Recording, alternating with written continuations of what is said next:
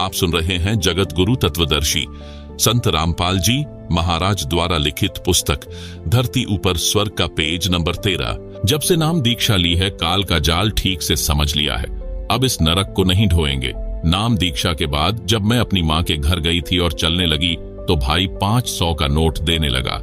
मैंने हाथ भी नहीं किया। पहले भाई नोट निकालता, तुरंत लेकर छुपा लेती, कहीं भाभी न देख ले, भाई के जी न साका करे। जब मैंने कहा भाई ना बहुत ले लिया, अब नहीं लेना है, भाई ने सोचा पैसा कम मानकर बहन नाराज हो गई। भाई की आंखों में आंसू आ गए। बोला बहन तेरा भाई गरीब है इसलिए थोड़े रुपये दे रहा है, ले ले, कभी भगवान करेगा तो अपनी बहन को घने घने रुपये दूंगा। मैंने कहा भाई मैंने नाम दीक्षा ली है गुरुजी संत रामपाल जी से, उनके ज्ञान को समझा है। उनकी शर्तें हैं कि कोई बहन भाई या माता पिता से शादी के बाद रुपये कपड़े नहीं लेगी। परमात्मा पर भरोसा करो। एक बहन ने सत्संग में बताया कि मैं घर गई तो चलते समय मेरी माँ ने 5000 रुपये मेरी जेब में डाले और बता दिया इतने रुपये हैं। मैं लालच में आ गई, ले आई। तीसरे दिन भैंस का बच्चा यानी काटड़ा मर गया। भैंस 12 किलो दूध देती थी। 1,22,000 रुपए की लाए थे। दूध देना बंद कर दिया। उसको 50,000 में बेचना पड़ा। मेरे दिमाग में तुरंत गलती याद आ गई। अपनी गलती बताकर गुरुजी के आदेश से नाम शुद्ध करवाया। उसके बाद मायके के रुपये कपड़ा लेना विष के समान समझ लिया और घनी हानि हो गई। भाई का नुकसान किया, चोरी का भाव बना, भाव खराब हुआ। उस बहन की बात मुझे खटक रही थी, इसलिए अपने भाई से एक भी रुपया नहीं लिया। कुछ दिन बाद भाई मेरे घर आया, फिर 1000 रुपये देने लगा। मैंने रुपए नहीं लिए, समझाया भी, परंतु उसके मन में यही बैठा था कि मैं गरीब हूं, बहन को खुश नहीं कर सका। मैं अपने भाई को लेकर सत्संग में गई, वहां ज्ञान सुना। अन्य भाई बहनों से आप बीती सुनी। तब भाई का मन हल्का हुआ कि बहन नाराज नहीं है। धीरे धीरे भाई तथा भाभी ने भी नाम दीक्षा ले ली। अब वह घर स्वर्ग बन गया। भाभी जी बहुत अच्छे स्वभाव की है, परंतु टोटे ने दुखी कर रखी थी। ऊपर से हमारा खर्च उसे विचलित कर देता था। अब आंखें बिछाए भाभी बैठी रहती हैं, कब ननंद आएगी, भगवान की बात बताएगी। ऐसे वह पवित्र नाता विष से अमृत बन गया। धरती ऊपर स्वर्ग का एहसास होने लगा है।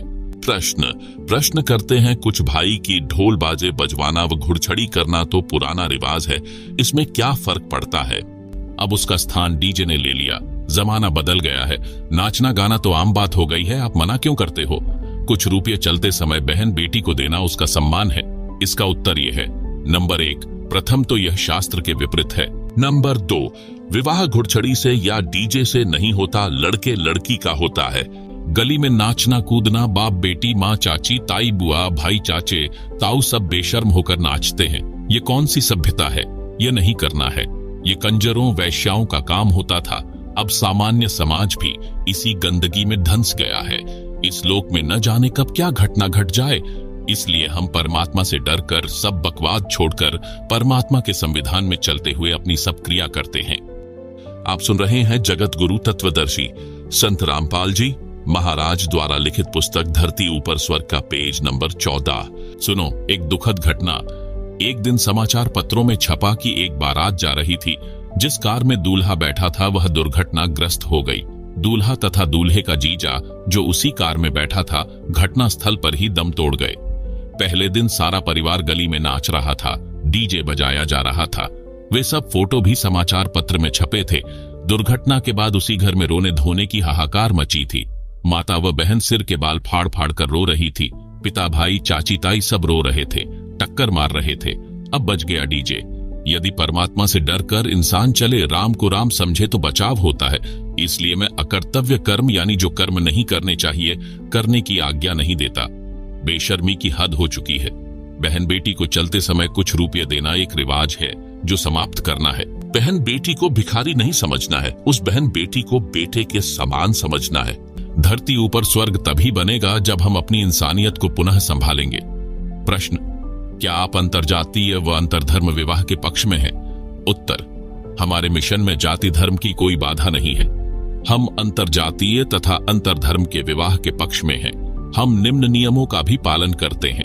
अपने गोत्र में, अपने गांव में व आसपास गांवों यानी गवांडों में माता के गोत्र में विवाह के पक्ष में नहीं है, सख्त निषेध है। मुसलमान अपने नियम अनुसार कर सकते हैं। यदि अंतरधर्म विवाह मुसलमान हिंदुओं में करते हैं तो उनके लिए गोत्र को छोड़कर अन्य उपरोक्त सब नियम लागू रहेंगे। यदि हिंदू भी किसी मुसलमान लड़की से विवाह करेगा, उसके लिए भी गोत्र को छोड़कर अन्य उपरोक्त नियम लागू होंगे। इसी प्रकार सिख, ईसाई या अन्य के लिए नियम रहेंगे, यानी गांव, गवांड यानी पड़ोसी गांव में विवाह नहीं कर सकते। प्रश्न, क्या आप प्रेम विवाह, लव मैरिज के पक्ष में हैं? उत्तर, हाँ, परंतु निम्न शर्तों के साथ। उपरोक्त प्रतिबंधित बिंदुओं को ध्यान में रखकर माता पिता की सहमति के साथ प्रेम विवाह कर सकते हैं। प्रश्न, आप सब त्योहार मनाने से रोकते हो। त्योहार तो खुशी का प्रतीक माना जाता है, इसमें क्या दोष है? उत्तर, त्योहार का अर्थ है किसी विशेष दिन को जो अपने धर्म की गरिमा से जुड़ा होता है। उस दिन कुछ अलग से खाना पीना करना, उस घटना की चर्चा करना जिस उपलक्ष्य में त्योहार मनाया जाता है। सब त्योहार किसी धार्मिक कथा से संबंध रखते हैं। उदाहरण के लिए नंबर 1, दीपावली यानी दिवाली का त्योहार। इस दिन की गरिमा है कि इस दिन भगवान श्री रामचंद्र जी अपनी पत्नी सीता के साथ 14 वर्ष का वनवास काटकर रावण को मारकर सीता को उसकी कैद से छुटवाकर अयोध्या लौटे थे। उस खुशी में दिवाली का त्योहार मनाया जाता है। आप सुन रहे हैं जगत गुरु तत्वदर्शी संत रामपाल जी महाराज द्वारा लिखित पुस्तक धरती ऊपर स्वर्ग का पेज नंबर 15। घर घर में कई कई दीपक जलाए जाते हैं। प्रारंभ में गाय भैंस के घी के दीपक जलाए जाते थे, फिर सरसों के तेल के दीपक लगाए जाने लगे, फिर मोमबत्ती ने स्थान ले लिया। अब बिजली के छोटे छोटे बल्ब दीपक के स्थान पर लगाए जाते हैं। एक दिन यह सब कर दिया, फिर न सीता याद आती है न श्री राम। क्या आपको याद है? नंबर 1, सीता जी को 2 वर्ष के बाद एक धोबी के व्यंग्य के कारण घर से निकाल दिया गया था। उस समय वह गर्भवती थी। ऋषि वाल्मीकि के आश्रम में आजीवन कष्ट सहा। 2 पुत्र साथ थे, एक का नाम लव, दूसरे का नाम जो ऋषि के आशीर्वाद से कुशा से बना था, कुश था। विचार किया जाए, जिसकी पत्नी को निकाल दिया गया हो, बच्चों का व पत्नी का पता नहीं, कैसे कष्ट का जीवन जी रहे होंगे। क्या वह व्यक्ति चाहे राजा भी क्यों न हो सुखी रहेगा? सपने में भी सुखी नहीं रह सकता, शर्म के मारे बोलता नहीं है। राजा रामचंद्र जी ने अश्वमेध यज्ञ करना था, परंपरा वश घोड़ा छोड़ा गया। उस पर लिखा था कि जिसको अयोध्या के राजा रामचंद्र की पराधीनता स्वीकार नहीं है, वह घोड़ा पकड़ ले और युद्ध के लिए तैयार रहे। उस समय लव तथा कुश जवान थे। दोनों ने ऋषि वाल्मीकि से धनुर्विद्या सीखी थी। जब उन्होंने घोड़े के गले में लटक रही चिट्ठी यानी पैम्फलेट पढ़ी तो घोड़ा पकड़ लिया और धनुष श्री रामचंद्र की ओर तान दिया। युद्ध शुरू हुआ। श्री रामचंद्र जी उन बालकों को पराजित नहीं कर सके, उल्टा बालक श्री रामचंद्र की जान लेने वाले थे। सीता जी की दृष्टि पड़ी, दौड़कर बच्चों के पास गई, बताया यह तुम्हारा पिता है। रामचंद्र जी ने भी सीता को पहचान लिया। उसको गले लगाने के लिए निकट गए तो सीता ने पीठ फेर ली और धरती में समा गई। श्री रामचंद्र जी सीता जी के वियोग में दुखी तो पहले ही था, परंतु आशा थी कि कभी मिल जाएगी। जब आशा टूट गई तो श्री रामचंद्र जी का धैर्य जवाब दे गया। वहां से लौटा और अयोध्या के साथ बह रही सरयू दरिया में जल समाधि ले ली, यानी डूबकर मर गया। प्रश्न, आप आलोचना कर रहे हो, आपके पास क्या प्रमाण है कि श्री रामचंद्र जी सीता के वियोग में दुखी रहते थे? उत्तर, रामायण ग्रंथ में प्रमाण है। प्रतिवर्ष रामलीला करते समय दिखाया जाता है कि जब सीता जी को रावण राक्षस अपहरण करके ले गया तो श्री रामचंद्र जी डकरा डकरा कर रोते थे, हाय सीता हाय सीता। पेड़ों से लिपटकर, पशुओं से लिपटकर पूछते थे कि तुमने मेरी जान को देखा क्या, मेरी सीता को देखा क्या? आप बताओ, क्या रामचंद्र जी सीता को मजबूरी में निकालकर मन मन में नहीं रोए होंगे? क्या रामचंद्र जी दयाहीन थे? क्या फिर पत्थर दिल हो गए थे? क्या उनके मन में कल्पना नहीं होती होगी कि अकेली गर्भवती औरत कैसे जी रही होगी? यदि इतनी भी दया न हो तो वह इंसान भी अच्छा नहीं होता। इसलिए इससे सिद्ध है कि श्री रामचंद्र जी महाकष्टमय जीवन जीते थे। अयोध्यावासी दीप जलाकर, मिठाई आदि खाकर उस दिन श्री रामचंद्र जी की छाती फूका करते। विचार करो, जिस रामचंद्र जी व सीता जी के आने की खुशी में दीपावली का त्योहार मनाना शुरू किया, जब सीता अयोध्या से चली गई, श्री रामचंद्र जी ने आत्महत्या सीता के वियोग में की, यानी जल समाधि ले ली थी। आप सुन रहे हैं जगत गुरु तत्वदर्शी संत रामपाल जी महाराज द्वारा लिखित पुस्तक धरती ऊपर स्वर्ग का पेज नंबर 16। अब क्यों मना रहे हो खुशी? क्या श्री रामचंद्र जी व सीता जी के दुखों से आप दुखी नहीं हो? हम उन दोनों के वनवास व रावण के साथ हुए युद्ध में कष्ट तथा दोनों के अयोध्या आने की खुशी दोनों को आजीवन दुखी रहने के इतिहास को ध्यान में रखकर सारा वर्ष उनको याद रखते हैं। उस दृष्टिकोण से दीपावली यानी दिवाली का त्योहार किसी विशेष दिन नहीं मनाते। संतों के घर सदा दिवाली होती है। हम कैसे मनाते हैं दीपावली का त्योहार? प्रतिदिन देशी घी की ज्योति सुबह शाम जलाते हैं, जो एक समय 3 से 4 घंटे जलती है। एक वर्ष में 365 दिन है, तो एक वर्ष में 730 दीपक हमने जलाए, जो दिन में 7 से 8 घंटे जले, जिसने हवन का काम किया। एक गांव या शहर में हमारे अनुयायियों के 50 से 60 परिवार हैं, तो वहां सुबह शाम प्रत्येक घर में देशी घी की ज्योति जलती है, हवन होता है जो वातावरण को शुद्ध करता है। शराब, हुक्का, बीड़ी आदि का सेवन नहीं करते, इससे प्रदूषण में बचाव रहता है। हवन के समय वेद मंत्र भी बोले जाते हैं। हम सूक्ष्म वेद के मंत्र यानी वाणी सुबह शाम नित्य नियम संध्या आरती के रूप में पढ़ते यानी बोलते हैं, फोन में चलाकर सुनते हैं। यदि हलवा या खीर खाने की इच्छा होती है तो किसी भी दिन बनाकर खा लेते हैं। जगत के लोग उस दिन या अन्य होली आदि के त्योहार पर बम छोड़ते हैं, पटाखे छोड़ते हैं, प्रदूषण फैलता है। कई बच्चों की आंखें खराब हो जाती हैं, कईयों के हाथ खराब हो जाते हैं, कई स्थानों पर आग लग जाती है। यह सब हम नहीं करते, सख्त हिदायत है। हम राम को दिन रात याद करते हैं। एक दिन की तो बात छोड़ो, होली दुल्हंडी के ऊपर जो उधमस उतारा जाता है, उसका उस त्योहार से क्या लेना देना है? होली का त्योहार भक्त प्रहलाद की रक्षा परमात्मा ने की। भक्त प्रहलाद के पिता हिरण्यकशिपु ने चिता की तरह लकड़ियों का ऊंचा ढेर लगवाकर प्रहलाद भक्त को जिंदा जलाने की योजना बनाई। होलिका नामक पापिनी, जो प्रहलाद भक्त की सगी बुआ थी, हिरण्यकशिपु के आदेश से अपने ऊपर अग्निरोधक चद्दर ओढ़कर भतीजे प्रहलाद को विश्वास में लेकर कहा कि देख बेटा, मैं भी तो आग में बैठी हूं, कुछ नहीं होगा। गोद में प्रहलाद को बैठा लिया, अग्नि जला दी। परमात्मा ने आंधी चला दी। वह अग्नि रक्षक यानी फायर प्रूफ चद्दर होलिका से उतारकर प्रहलाद भक्त पर उड़ा दी। आग भड़क उठी, होलिका जल मरी। प्रहलाद सुरक्षित परमात्मा ने रखा। इस खुशी का प्रतीक है होली का त्योहार। जगत क्या करता है? इस दिन लट्ठमलट्ठा औरतें कोरड़े पुरुषों को मारती हैं। पुरुष हट जा करके बचाव करते रहते हैं, इधर से उधर पौड़ पाटे यानी दौड़ते रहते हैं, एक दूसरे पर रंग डालते हैं, कीमती कपड़ों का नाश कर देते हैं। इसका परमात्मा से क्या लेना देना जिसने भक्त की रक्षा की? कुछ कहते हैं कि हम रंग नहीं डालते, गुलाल का प्रयोग करते हैं। विचार करो, बंदर सा मुंह बनाकर एक दूसरे को परेशान करते हो। क्या गुलाल लगाने को आप परमात्मा की आरती मानते हो? दिवाली का त्योहार त्रेता युग के अंत में हुई। रावण वध व सीता समेत अयोध्या रामचंद्र की वापसी के बाद मनाया जाने लगा। उससे पहले क्या त्योहार मनाते थे? केवल धार्मिक यज्ञ का अनुष्ठान करते थे।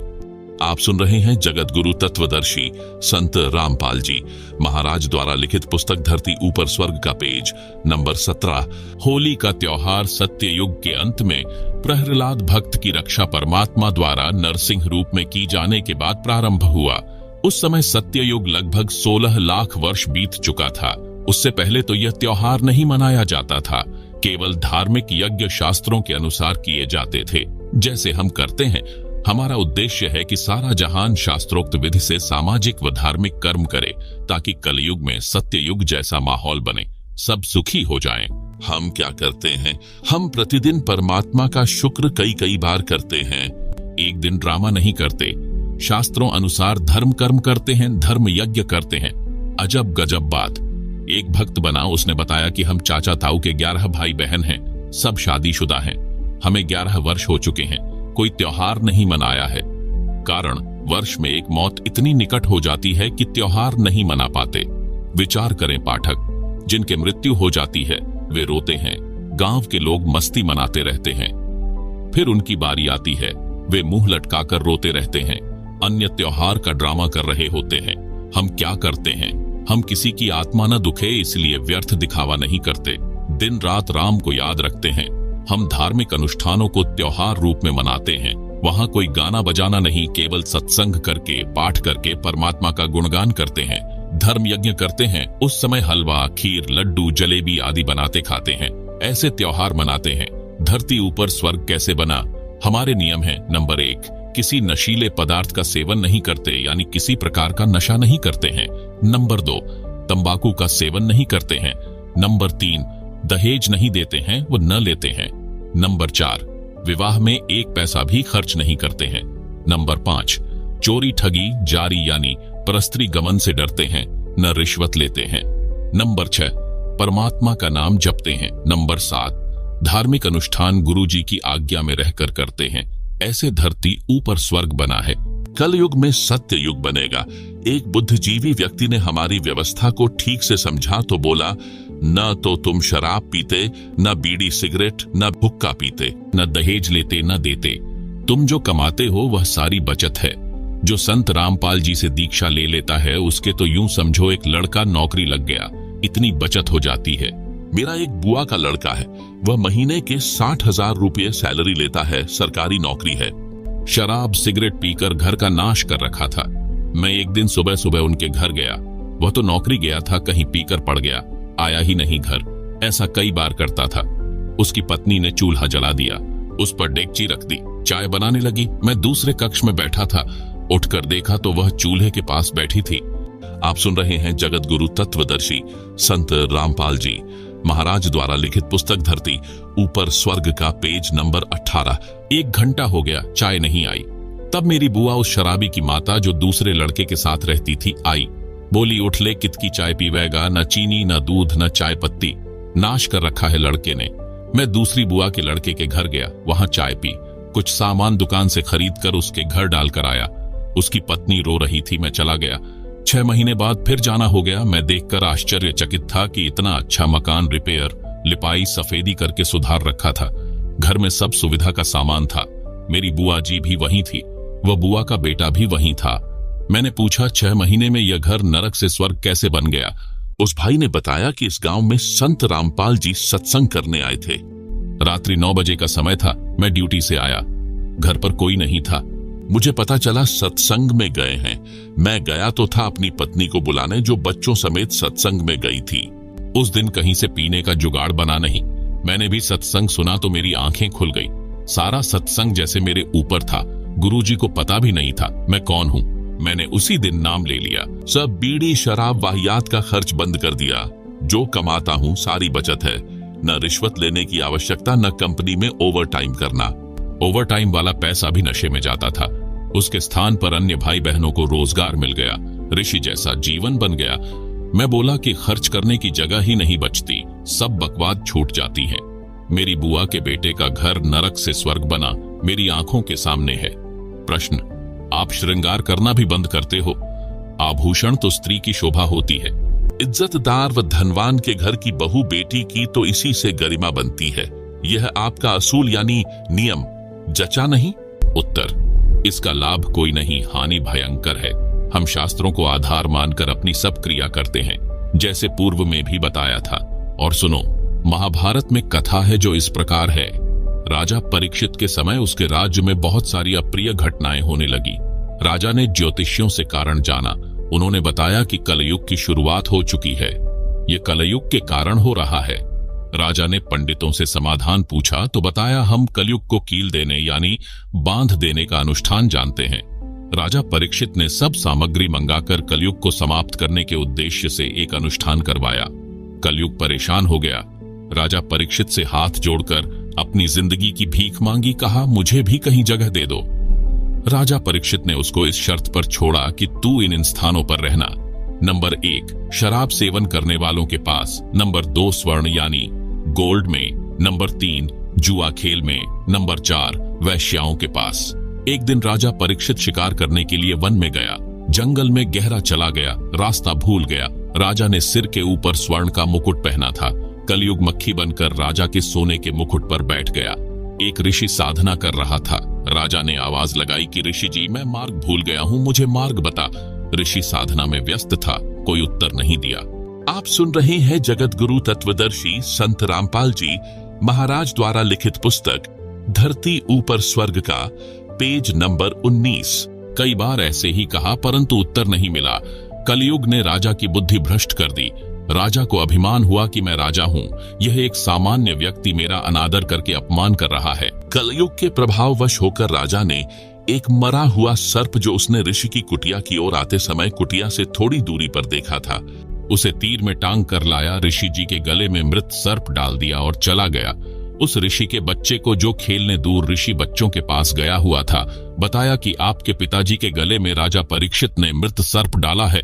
लड़का कुटी पर आया और पिता के गले से सर्प उतारा और राजा परीक्षित को श्राप दे दिया कि राजा परीक्षित, तेरे को आज से 7 दिन बाद तक्षक सर्प डसे, तेरी मृत्यु हो जाए। 7 दिन के बाद राजा परीक्षित को तक्षक सर्प ने डसा और मृत्यु हो गई। इससे स्पष्ट है कि जिसके घर में वह शरीर पर सोना है, उस पर कलयुग का दुष्प्रभाव रहता है, जो परेशानी का कारण बना रहता है। अन्य हानि सोने की। नंबर 1, चोरी का भय। समाचार पत्रों में पढ़ते हैं, एक बहन सोने की मोटी चैन गले में पहने हुए थी, उसमें एक मोटा पिंडल लगा था। शहर से घर की ओर लौट रही थी।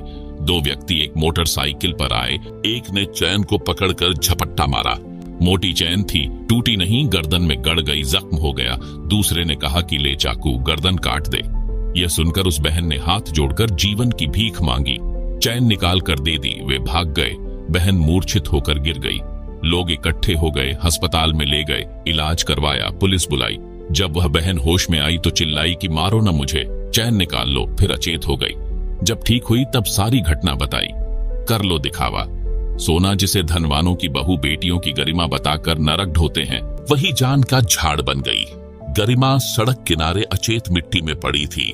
आदमी उठाकर अस्पताल में ले गए, नहीं तो गर्दन से रक्त निकलता रहता, मर जाती। 30 वर्ष के आसपास आयु की बहन कानों में मोटे मोटे छल्ले यानी बाले पहने हुए थी। वे थे तो नकली, परंतु असली लग रहे थे। वह ट्रेन के इंतजार में स्टेशन पर खड़ी थी। 2 झपट्टा मारों की नजर उस पर थी। जब रेलगाड़ी आई, गाड़ी में चढ़ने वालों की भीड़ बढ़ गई। वे दोनों उस खिड़की के पास आ गए जिसमें वह बहन चढ़ने के लिए खड़ी थी। भीड़ बहुत थी। बहन डिब्बे में प्रवेश कर गई। सीढ़ियों तक डिब्बा भरा था। गाड़ी 2 मिनट में चल पड़ी। उन दुष्टों ने एक एक कान का छल्ला पकड़ा, झटका मारा, कान फट गए। दोनों ट्रेन से कूद गए। गाड़ी ने स्पीड पकड़ी ही थी। वह बहन चिल्लाई, तब तक ट्रेन दूर जा चुकी थी। डिब्बे के व्यक्तियों ने गाड़ी की चैन खींची। लुटेरे तो जा चुके थे।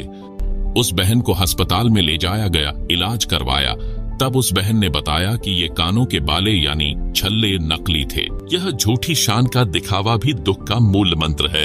आप सुन रहे हैं जगत गुरु तत्वदर्शी संत रामपाल जी महाराज द्वारा लिखित पुस्तक धरती ऊपर स्वर्ग का पेज नंबर 20। सोने को त्याग देने का लाभ। न चोरी का डर, न झपट्टा मारों का भय। यदि सब जनता हमारे की तरह सादा जीवन जिए तो घर स्वर्ग बनेगा ही बनेगा। भारत देश विश्व के धनी देशों में प्रथम श्रेणी में खड़ा होगा। कारण, विश्व में प्रत्येक देशों की जीडीपी सोने से बनती है। जिस देश के खजाने में जितना अधिक सोना यानी गोल्ड होगा, उसकी जीडीपी उतनी ही अधिक होती है। अंग्रेज भारत पर राज करते थे। बहुत सारा सोना सस्ते में ले गए, जो उनकी जीडीपी को ऊंचा बनाए हुए है। भारत के मंदिरों में सैकड़ों क्विंटल स्वर्ण रखा है, जो किसी काम नहीं आता। अंधश्रद्धा के कारण रखा है। उसे सरकार के खजाने में जमा कराया जाए, सरकार मोल लेती है। भारत का रुपया अमेरिका के डॉलर के बराबर हो जाएगा। उस सोने की कीमत से धार्मिक अनुष्ठान करवाए जाए, गरीबों की मदद की जाए, ताकि दानकर्ताओं को पुण्य मिले। पोहलोबाई की नसीहत। एक राजा ने भक्तनी पोहलोबाई के ज्ञान विचार सुने, बहुत प्रभावित हुआ। उस राजा की 3 रानियां थीं। राजा ने अपनी रानियों को पोहलोबाई के विषय में बताया। राजा ने कई बार पोहलोबाई भक्तनी की अपनी रानियों के सामने प्रशंसा की। अपने पति के मुख से अन्य स्त्री की प्रशंसा सुनकर रानियों को अच्छा नहीं लगा, परंतु कुछ बोल नहीं सकी। उन्होंने भक्तमती पोहलोबाई को देखने की इच्छा व्यक्त की। राजा ने पोहलोबाई को अपने घर पर सत्संग करने के लिए कहा, तो पोहलोबाई ने सत्संग की तिथि तथा समय राजा को बता दिया। सत्संग के दिन रानियों ने अति सुंदर कीमती वस्त्र पहने तथा सब आभूषण पहने। अपनी सुंदरता दिखाने के लिए कोई कसर नहीं छोड़ी। रानियों ने सोचा था कि पोहलो बहुत सुंदर होगी। भक्तमती पोहलो राजा के घर आई। उसने खद्दर का मैला सा वस्त्र धारण कर रखा था। हाथ में माला थी, चेहरे का रंग भी साफ नहीं था। भक्तमती पोहलो को देखकर तीनों रानियां खिलखिलाकर हंसने लगी और बोली कि यह है वह पोहलो। हमने तो सोचा था कि बहुत सुंदर होगी। उनकी बात सुनकर भक्तमती पोहलोबाई ने कहा कि वस्त्र आभूषण तन की शोभा, यह तन कांचो भांडो। भक्ति बिना बनोगी कुतिया, राम भजो न रांडो। भावार्थ, सुंदर वस्त्र तथा आभूषण शरीर की शोभा बढ़ाते हैं। यह शरीर नाशवान है जैसे कच्चा घड़ा होता है। यह शरीर क्षणभंगुर है, न जाने किस कारण से, किस आयु में और कब कष्ट हो जाए, कोढ़ लग जाए। यदि भक्ति नहीं की तो अगले जन्म में कुतिया का जन्म पाओगी, फिर निवस्त्र भटकती फिरोगी। इसलिए कहा है रांडो अर्थात स्त्रियों भक्ति करो। रांड शब्द विधवा के लिए प्रयोग होता है, परंतु सामान्य रीति में स्त्रियां अपनी प्रिय सखियों को प्यार से संबोधित करने में, यानी प्यार भरी गाली के साथ प्रयोग किया करती। अब शिक्षित होने पर यह शब्द प्रयोग नहीं होता। भक्तमती पुहलोबाई ने सत्संग सुनाया, कबीर परमेश्वर जी की साखियां सुनाई। कबीर, हरि के नाम बिना नारी कुतिया होए, गली गली भौंकत फिरे, टूक ना डाले कोय। कबीर, राम रटत कोड़ी भलो, चू चू पड़े जो चाम, सुंदर देही किस काम की, जा मुख नाही नाम। आप सुन रहे हैं जगत गुरु तत्वदर्शी संत रामपाल जी महाराज द्वारा लिखित पुस्तक धरती ऊपर स्वर्ग का पेज नंबर 21। कबीर, नहीं भरोसा देही का, विनश जाए छिन माही, श्वास उश्वास में नाम जपो और यत्न कुछ नाही। कबीर, श्वास उश्वास में नाम जपो, व्यर्था श्वास मत खो, ना जाने इस श्वास का आवन हो के ना हुए। गरीब सर्व सोने की लंका थी, रावण से रणधीरम, एक पलक में राज्य गया, जम के पड़े जंजीरम। गरीब मर्द गर्द में मिल गए, रावण से रणधीरम, कंस केसी चाणूर से हिरणाकुश बलबीरम। गरीब तेरी क्या बुनियाद है, जीव जन्म धरि लेत, दास गरीब हरि नाम बिन खाली रह जा खेत। शब्दार्थ, कबीर परमेश्वर जी ने अध्यात्म का विधान बताया है। कहा है कि जो स्त्री भक्ति नहीं करती वह अगले जन्म में कुतिया का जीवन प्राप्त करके गली गली भौंकती फिरती है। कोई उसको भोजन का ग्रास भी नहीं डालता।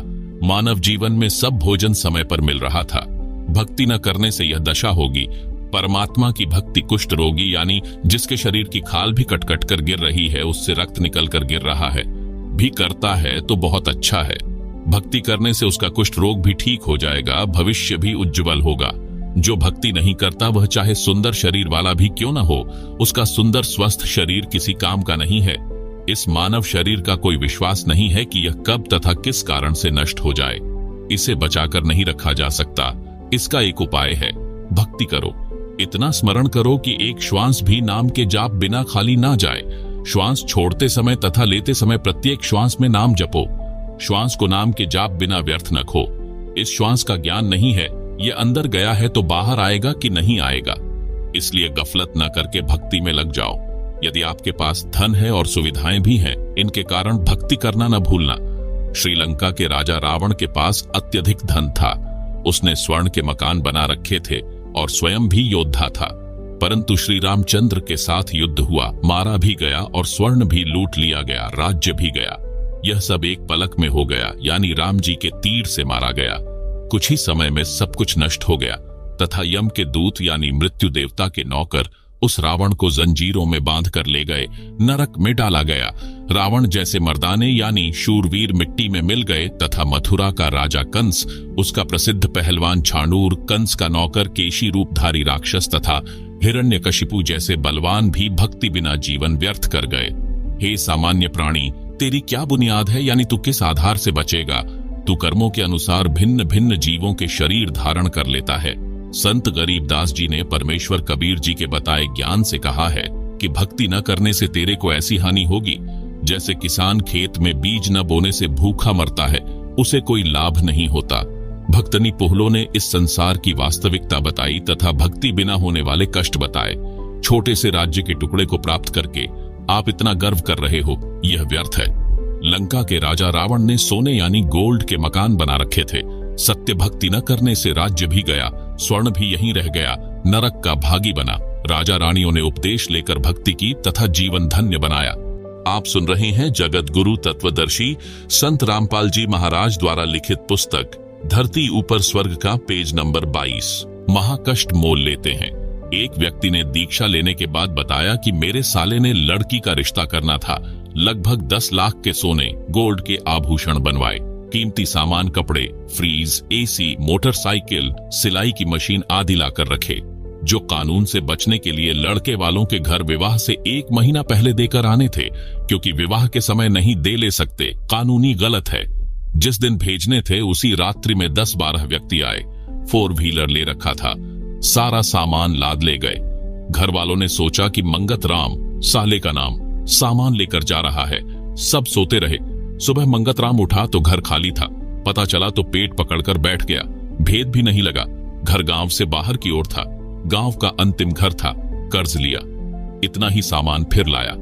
हाथों हाथ आगे पहुंचाया। यह गलत रीति रिवाज के कारण महाकष्ट मोल ले रखा है। ऐसी ऐसी अनेकों घटना होती हैं। यह दुख सब पुराने रीति रिवाजों, परंपराओं की देन है जो हमने स्वयं लाद रखा है। हम यानी संत रामपाल जी के अनुयायी इसको नहीं लादते। बेटी का विश्वास परमात्मा पर दृढ़ करते हैं, जो सत्य भी है। हमारी बेटियों तथा बेटों में परमात्मा के संविधान की पूर्ण रूप से समझ है। संत गरीबदास जी, गांव छुड़ानी, जिला झज्जर वाले ने कहा है, तुमने उस दरगाह का महल नहीं देखा, धर्मराय के तिल तिल का लेखा। अर्थात संत गरीबदास जी ने कहा है कि आपने धर्मराय यानी परमात्मा का न्यायाधीश का महल यानी न्यायालय नहीं देखा, जहां पर एक एक तिल यानी दाने दाने, पैसे पैसे का लेखा अकाउंट होता है। एक कथा जो सब शंकाओं का समाधान कर देती है। कृपया सुने यह कहानी। एक लेवा एक देवा दूतम, कोई किसी का पिता न पूतम। एक किसान के घर एक पुत्र उत्पन्न हुआ। पुत्र 8 वर्ष का हुआ तो पत्नी की मृत्यु हो गई। किसान के पास 16 एकड़ जमीन थी। कुछ वर्ष पश्चात किसान ने दूसरी शादी की। उस पत्नी से भी एक पुत्र उत्पन्न हुआ। कुछ वर्ष पश्चात उस पत्नी की भी मृत्यु हो गई। किसान का प्रथम पत्नी वाला पुत्र 16 वर्ष का हुआ। उसका विवाह कर दिया। किसान की भी मृत्यु हो गई। छोटा लड़का 10-12 वर्ष की आयु में रोगी हो गया। कुछ दिन उपचार कराया। फिर बड़े भाई यानी मौसी का बेटा ने तथा उसकी पत्नी ने विचार किया कि उपचार पर क्यों खर्च किया। यदि मर गया तो इसके हिस्से के 8 एकड़ जमीन अपने पास रह जाएगी। यह विचार करके पड़ोस के गांव से जो वैद्य उपचार के लिए आता था, उससे कहा कि इस लड़के को औषधि में विष मिलाकर दे दो, हम आपको धन दे देंगे। 500 रुपये के लालच में वैद्य ने उस लड़के को औषधि में विष खिलाकर मार दिया। गांव वालों को बताया गया कि रोग के कारण मृत्यु हो गई। किसी को शंका नहीं हुई। बच्चे की मृत्यु रोग के कारण हुई मान ली। आप सुन रहे हैं जगतगुरु तत्वदर्शी संत रामपाल जी महाराज द्वारा लिखित पुस्तक धरती ऊपर स्वर्ग का पेज नंबर 23। उस मौसी के बेटे की मृत्यु के 1 वर्ष पश्चात बड़े भाई को पुत्र प्राप्त हुआ। खुशी का ठिकाना नहीं रहा। बच्चे के जन्म की खुशी में जीवनवार यानी लंगर किया। पूरे गांव में मिठाई बांटी गई। उसके पश्चात कोई संतान नहीं हुई। इकलौते पुत्र को प्रेम से पाला। अच्छा घी दूध दही खिला पिलाकर हष्ट पुष्ट कर दिया। 16 वर्ष की आयु में विवाह कर दिया। उस समय बाल विवाह को गर्व की बात माना जाता था। वह लड़का रोगी हो गया। वैद्य पर वैद्य बुलाए, महंगे से महंगी औषधि खिलाई, परंतु व्यर्थ रहा। उस समय 1 महीने में 1-1 हजार की औषधि खिलाई गई। हीरा तथा मोती भस्म भी औषधि में मिलाकर लड़के को खिलाया गया, जिस कारण से 8 एकड़ जमीन भी बेचनी पड़ी। परंतु रोग घटने की बजाय बढ़ता ही चला गया और अंतिम दिन आ गया। लड़के का पिता चिंतित अवस्था में पुत्र के पास बैठा था। उसी समय लड़का बोला, भाई साहब एक काम कर। पिता ने कहा कि बेटा मैं तेरा पिता हूँ। लड़का बोला कि मैं तेरा वह भाई हूँ जिसको आपने विष देकर मरवाया था। मैं ही अपना बदला लेने आपके पुत्र रूप में जन्मा हूँ। उस लड़के की माताजी भी वहीं विराजमान थी। लड़का बोला कि 8 एकड़ जमीन मेरे हिस्से की थी, वह मैंने वसूल कर ली है। अब केवल कफन तथा लकड़ियों का हिसाब शेष है, उसकी तैयारी करो। यह बात सुनकर पिता उर्फ भाई का मुख फटा का फटा रह गया। अपने किए पर दोनों पति पत्नी ने पश्चाताप किया। परमात्मा का विधान अटल है। बड़े भाई ने पुत्र रूप में जन्मे छोटे भाई से प्रश्न किया कि हमने लालच में आकर जो पाप किया, हमें तो परमात्मा ने फल दे दिया। जिस उद्देश्य के लिए आपकी जान ली थी वह 8 एकड़ जमीन गई तथा अन्य संतान है नहीं। यह शेष जमीन कोई और ही लेगा। हमारा तो नाश हुआ सो हुआ, यह तो होना ही चाहिए था। परमात्मा ने न्याय किया। परंतु जो लड़की आपकी पत्नी रूप में आई है, इसने कौन सा अपराध किया है जिस कारण से यह सती प्रथा के तहत आपके साथ जिंदा जलाई जाएगी? इसके साथ भगवान ने अन्याय किया है। छोटा भाई उर्फ पुत्र बोला कि मेरी मृत्यु के 2 वर्ष पश्चात वह वैद्य मर गया था जिसने मुझे 500 रुपये के लालच में विष देकर मारा था। यह पत्नी वही वैद्य यानी डॉक्टर वाली आत्मा है। इसको वह फल मिलेगा, जिंदा जलाई जाएगी। उस समय सती प्रथा जोरों पर थी। पति की मृत्यु के पश्चात पत्नी को जिंदा उसी चिता में जलाया जाता था। प्रिय पाठकों, विचार करो, परमात्मा की दृष्टि से कुछ नहीं छुपा है। जैसा करेगा वैसा भरना पड़ेगा। प्रत्येक परिवार इसी प्रकार संस्कार के कारण एक दूसरे से जुड़ा है। कोई पूर्व जन्म का कर्ज उतारने के लिए जन्मा है, कोई पूर्व जन्म का कर्ज लेने जन्मा है। अनेकों उदाहरण। नंबर 1, पिता ने लड़के को पढ़ाया, शादी से 2 दिन पहले दुर्घटनाग्रस्त होकर मर गया। वह अपना कर्ज पिता से लेने आया था। नंबर 2, बेटा जवान हुआ, कार्य करके निर्वाह करने लगा, पिता रोगी हो गया, लाखों रुपये लगे, व्यर्थ रहे, मर गया। यह पिता पिछले जन्म का कर्ज लेने आया था, कुछ देने आया था। नंबर 3, लड़की का विवाह किया, 2 वर्ष पश्चात लड़की मर गई, बहुत दहेज दिया था। वह दामाद पूर्व जन्म के ऋण के बदले में लड़की भी ले गया और धन भी। वर्तमान में जो किसी के साथ धोखा करके धन हड़प लेते हैं, वह धन अगले जन्म में दामाद बनकर वसूलेगा। परमात्मा का अटल विधान है, बुद्धिमान को संकेत ही पर्याप्त है।